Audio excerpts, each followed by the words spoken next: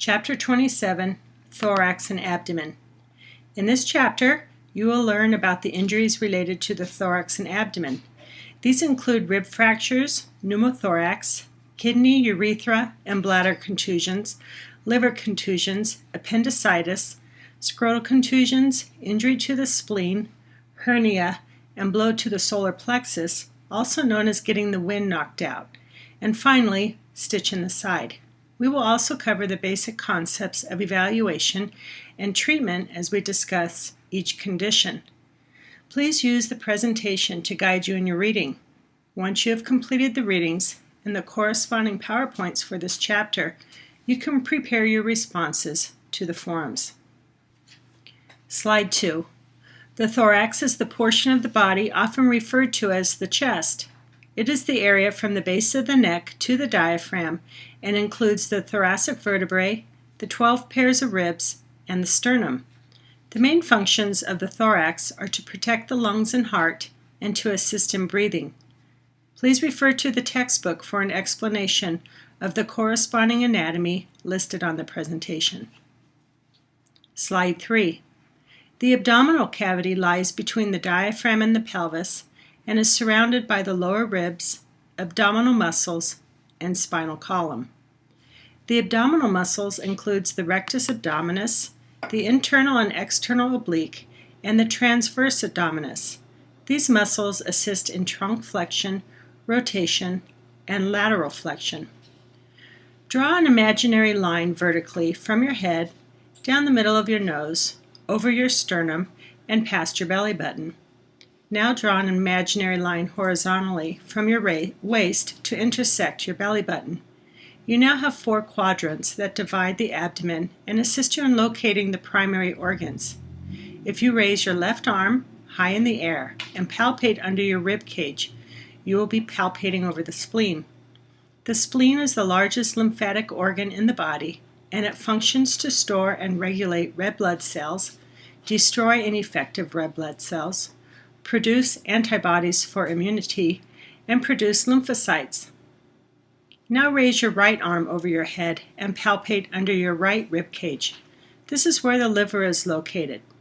The liver is the largest internal organ in the body. It consists of 2 lobes, the right and the left. It performs digestive and excretory functions, absorbs and stores excess glucose, processes nutrients, and detoxifies harmful chemicals.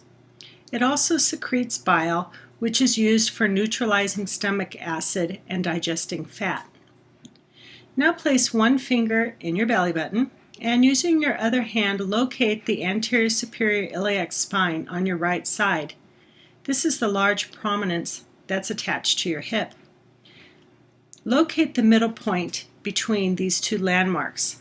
This is called McBurney's point and is where the appendix is located.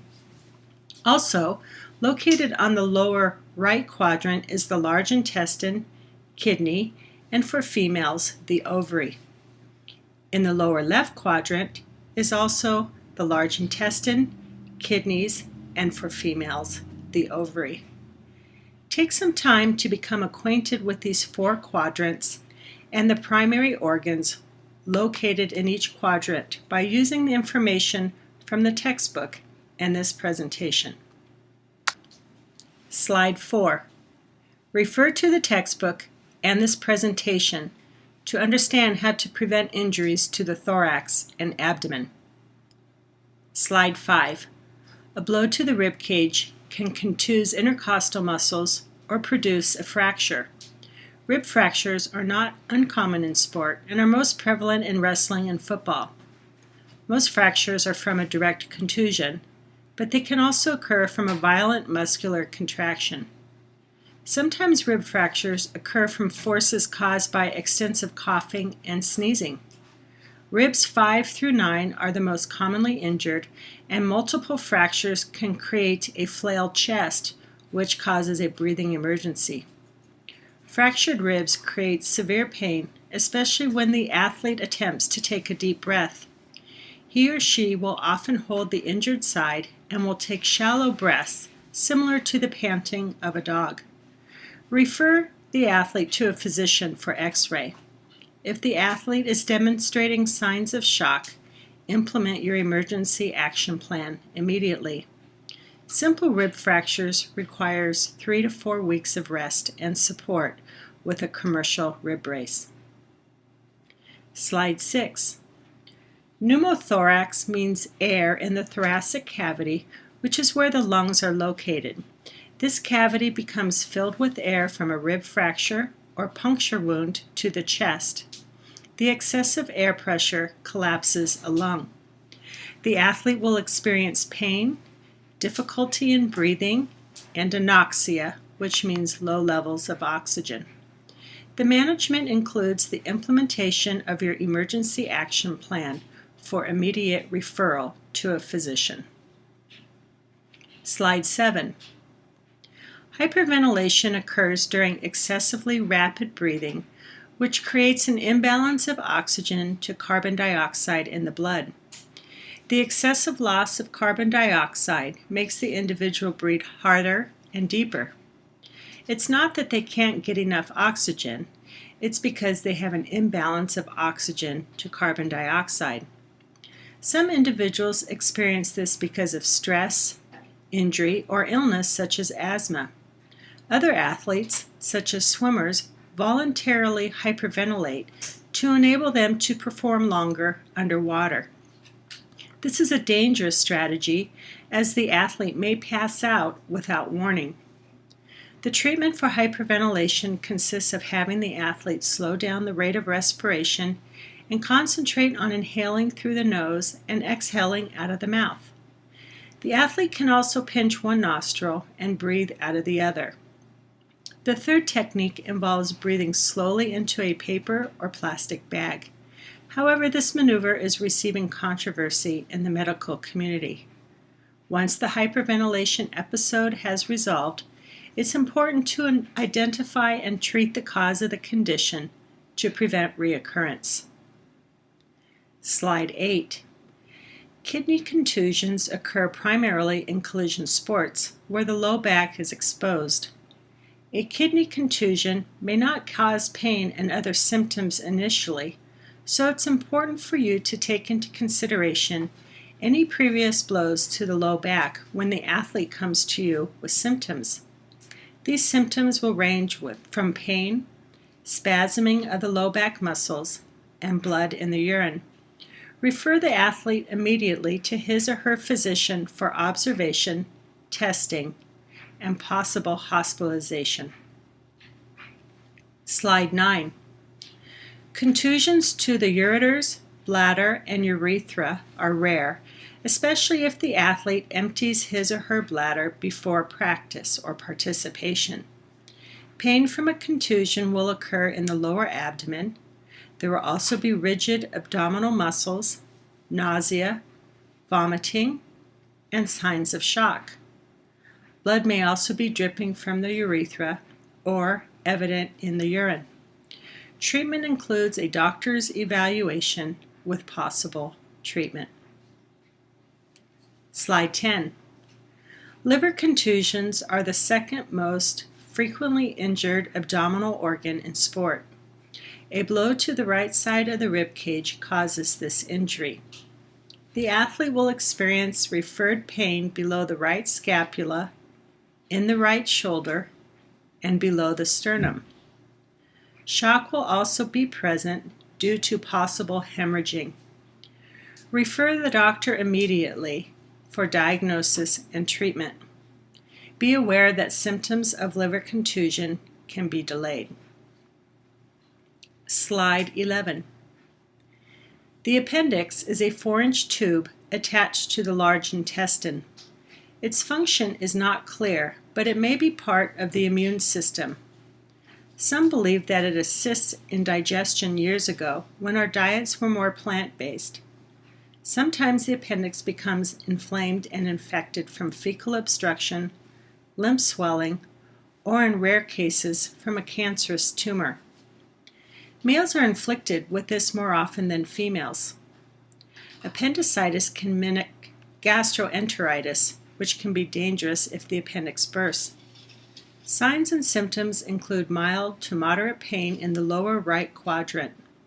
Again, locate the McBurney's point, which is the halfway mark between the belly button and the superior spine of the ilium. Pressure over McBurney's, referred to as the rebound test, will cause pain in appendicitis. The individual may also have a low-grade fever, nausea, and vomiting. Sometimes the individual, when instructed to stand up straight and jump, is unable to do so because of discomfort. It is important to refer the individual for medical attention where blood tests and ultrasound will be used to diagnose the condition, followed by surgical removal if needed. Slide 12. A direct blow to the scrotum causes intense pain, nausea, and sometimes vomiting. The athlete may also experience complications of delayed swelling and spermatic cord torsion. Calm the athlete down and implement one of the following techniques to reduce the spasm. First, have the athlete squat down and gently bounce up and down. Second, have the athlete lay back with his knees and hips flexed to 90 degrees and instruct him to bear down. Ice pack should be applied for 20 minutes to reduce swelling and spasm.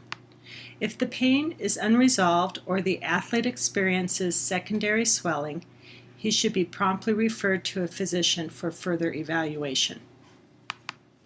Slide 13. Spleen injuries occur during a fall or a direct blow to the lower left upper quadrant. Mononucleosis, referred to as the kissing disease, results in an enlarged spleen, which makes an athlete prone to spleen injury. Because of this, athletes with mono should not participate in sports for at least 3 weeks. The signs and symptoms of a splenic injury include referred pain to the left shoulder and arm. This is referred to as Kerr's sign. The athlete will also experience shock, abdominal rigidity, nausea, and vomiting. The danger of splenic injuries is its ability to splint itself and later resume hemorrhaging. The athlete should be referred to a physician for evaluation, hospitalization, and possible surgical repair or removal of the spleen. Slide 14. Hernia refers to the protrusion of abdominal organs through a tear in the abdominal wall. Hernias can be congenital or acquired. Inguinal hernias are more common in men, whereas femoral hernias are more prevalent among women. Hernias can be irritated by movement, falls, and blows. Another dangerous concern is when the hernia becomes strangulated, which means part of the intestine protrudes through the hole and becomes stuck. This causes decreased blood flow and intense pain and tenderness. A hernia can be routinely diagnosed during the athlete's pre-participation physical. Surgical intervention is the treatment of choice. Slide 15. The solar plexus is located in the abdomen just below the ribs, and it contains a large network of nerves that innervate the abdominal area.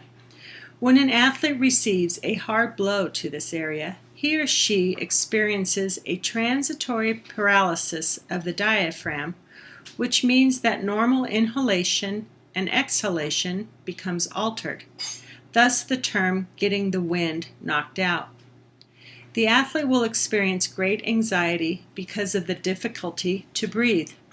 It is important to provide emotional support by talking in a confident and calm manner, loosening the clothing around the abdomen, having the patient bend the knees, and instructing him or her to take small inhalations and long expirations. Be aware that such a blow to cause this condition may also cause an internal organ injury. Be vigilant for delayed signs of pain, shock, nausea, and vomiting, and refer the athlete to a physician for further treatment if needed. Slide 16. This is a cramp-like pain that develops under the left or right rib cage. Some athletes will experience pain in the related shoulder or trapezius muscles. There are a variety of causes for this condition that include constipation, gas, eating prior to activity, and spasm of the diaphragm because of poor conditioning. Weak abdominal muscles may also cause this, as well as inappropriate breathing techniques and issues with the underlying organs. It's important for the athlete to empty the bladder and bowels and to avoid a large or fatty meal prior to extensive activity. Proper breathing techniques should also be instructed. To treat, the following methods can be employed. First, have the athlete stretch the affected arm as high as possible. Second, have the athlete flex at the waist and contract the abdominal muscles. And third, alternate walking with exhaling in each step. So if the athlete experiences pain on the right rib cage, he should exhale when stepping on the left foot. If chronic stitch in the side occurs, evaluation by a physician is warranted.